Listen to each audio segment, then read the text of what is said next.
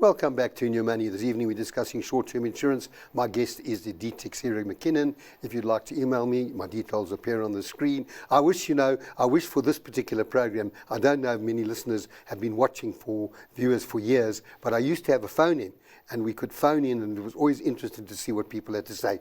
I do want to go back, and then we got a lot of emails to do, but I want to go back. Due care.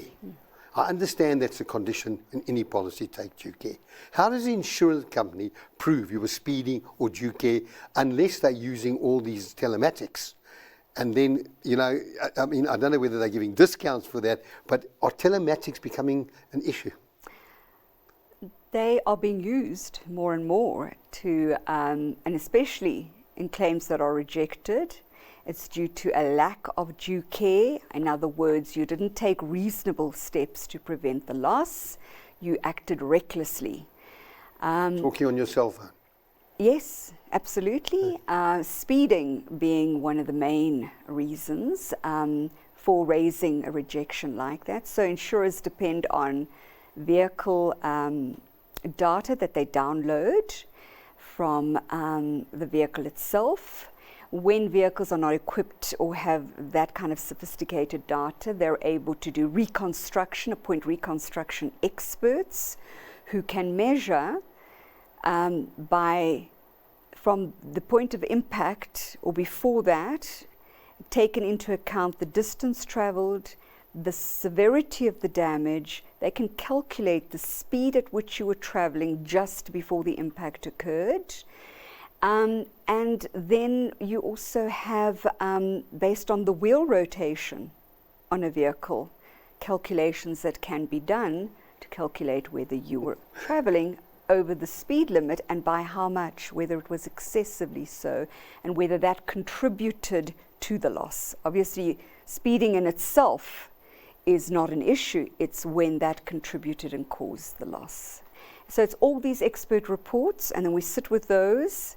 We have to investigate, we have to really scrutinize those reports, because sometimes they're not saying what the insurer thinks they're saying. And then the insured also has an opportunity to appoint experts to counter the findings. And when we have two experts, both of them make absolute sense, and on a balance of probabilities, either expert could be correct.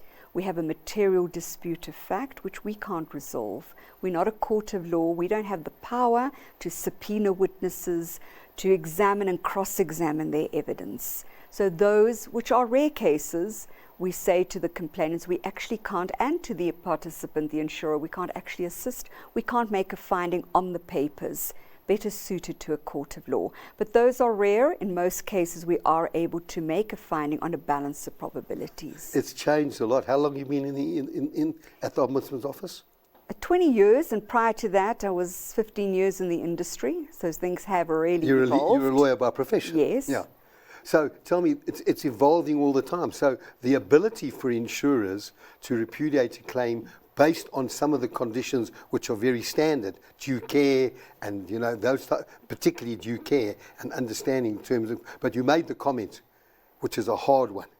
Read your policy, and read the exclusions and the conditions, burglar alarm warranty, all the things that come, keeping goods in a safe. And I don't think people always realize exactly what it is. But I'd like to get some emails this evening. Merlin Waverley says, I've lived in my home for over 30 years, and my brokers have advised me to insure all my contents at replacement value. Does this mean I need to obtain replacement valuations for every single item in my home, including linen and curtains, cutlery and crockery? I mean, that's what an individual is expected to do on a yearly basis? I think once you've done the exercise once over, and you update that in the sense that if you purchase items, especially higher value items, that you adjust some insureds on an ongoing basis, then you don't have to do that in-depth exercise very often. Yes, Bryan, because the obligation is on you as the policyholder to insure your contents for their correct value. Insurers can assist. They can refer you to assessors who can assist you in doing that exercise once off. And then as long as you adjust every year with inflation, you should be in a position where you're not underinsured and where average is not going to be applied by the insurer when you do claim. So it is advisable that you do that exercise quite thoroughly once And it's always off. new for old. Absolutely. Don't think you've got an old lounge No. suite and an old dining room table. What does it cost to replace Exactly. and insure for that replacement value? That's it. That's correct. Then Leanne in Wayville says, we've recently installed solar panels in our home, but I have been unable to get a clear answer from insurers about the requirements for the fire protection and firefighting equipment. Could you please provide some guidance? Have you had any such claim repudiated because of solar and because of firefighting equipment that you can recall?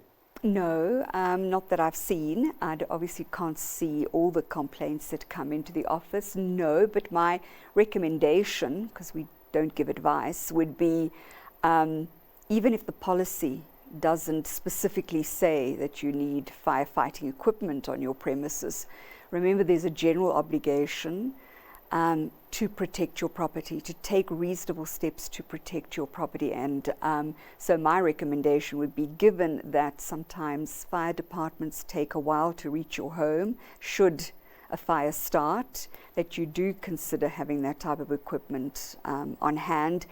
And it also goes to the installation, any electrical installation. If it's not compliant, insurers may have a ground on which to reject your claim as well. So make sure that you've got certificates and all that Exactly. information. I mean, this program is really just about saying to consumers, if you've got a complaint, if you've got a problem, there's an avenue for you. Yes. But at the same time, you need to understand it's a two-way street. You have to take on some responsibility. Kaya in Westfield said, what should we be aware of regarding Sasria cover for our factory? Are there any limitations we need to consider? Does that fall within your ambit at all? Yes. 'Cause what has happened with Sasria? Sasria is a member of our office, very much so.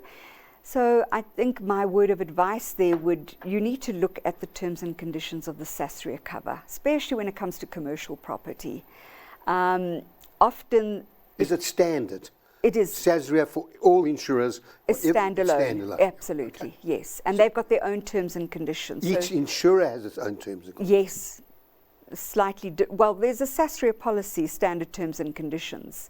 So it's different to the underlying insurer's cover. It can differ. So my advice would be to look at those two very, very closely and see if there's more requirements on the one.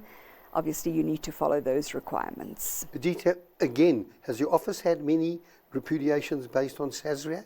I mean, some years ago with all the trouble and that type of thing, that must have given you, you don't have grey hair, but it must have given you some grey hairs. You know, Sasria made that decision to accommodate the majority of those claims at the time of the riots in KwaZulu-Natal a few years ago. So we had very few. The ones that we did have were claims that were partially settled and partially rejected. Then we got some of those complaints, but not as many as we had anticipated, no. I think it makes a problem. You know, if you've got a business, even your home, make sure your Sasria covered, because the last thing you want to do is find out that it's not covered. It's your main asset, your business property, your home. Even Lone Hill says, I recently submitted a claim on my car after hitting a pothole, but I was informed that my excess is higher than the claim amount. Is this a matter that the short-term ombudsman would be able to assist me with? By the way, I read in this morning's paper, I was coming back from Cape Town, and when I'm in the plane, I can read the whole paper. There was a claim settled at 26.6 million rand for someone who was badly injured. I don't know if you saw that, badly injured. 11 years ago, when they hit a pothole and their car rolled. Rolled, yes. So we talk about those type of claims against insurance. And falling within excess? Yeah. Absolutely. If you got an issue with the excess, perhaps you weren't advised, perhaps it was increased by the insurer and you weren't properly advised in terms of the policyholder protection rules. We see those complaints to our office very often. Yeah. Then I think you've answered this in the main, but Julian in Claremont said, I had a claim some years ago that was never settled and I remained dissatisfied with the outcome. At the time, I was not informed about your office. Does the statute of limitations prescriptions apply in this case? It does, and it doesn't. It's not an automatic exclusion to our jurisdiction, and we would look at it and we would see whether there were reasons for delays in coming to our office, and is it really outside the 3-year period, which is the prescription period? Is it outside the time bar period, which is 9 months? And if so, are there grounds on which we can condone the late filing of a complaint? We who do have that discretion. Okay, I'll get through one more email before we go off air. Judy in Parkview says, what confidential measures are in place to protect my privacy and sensitive information throughout the process of coming to you with a complaint? So we have to comply with POPIA, the Protection of Personal Information Act, just like every other organization. We have very stringent rules in terms of who accesses what information. We have firewalls. We have lots of measures in place to protect the information. Of course, human error still happens from time to time, but again, we have a process and procedures in place to mitigate against and to address any breaches. Edith, just one last question. If you turn down a complaint in favour of the insurer, does the consumer still have the right to take it further? They do, absolutely. Coming to our office does not in any way infringe on a consumer's rights to pursue the matter in alternative forums and in a court of law. Well, we're all aware of the high costs involved in court proceedings for dispute resolution. Fortunately, when it comes to short-term insurance claims, where consumers feel aggrieved, they can refer their complaints to the Ombuds office, provided they have exhausted all the other channels. The role of this office is to facilitate conflict resolution between the parties by offering guidance, advice, and mediation. Edith, as always, thank you for joining me this evening. It's important to note that our program is to provide information and should not be construed as advice. Next week's program will be focusing on the investment world, and if you need to get hold of me, my details will appear on the screen. I'd like to thank you for watching, and good night.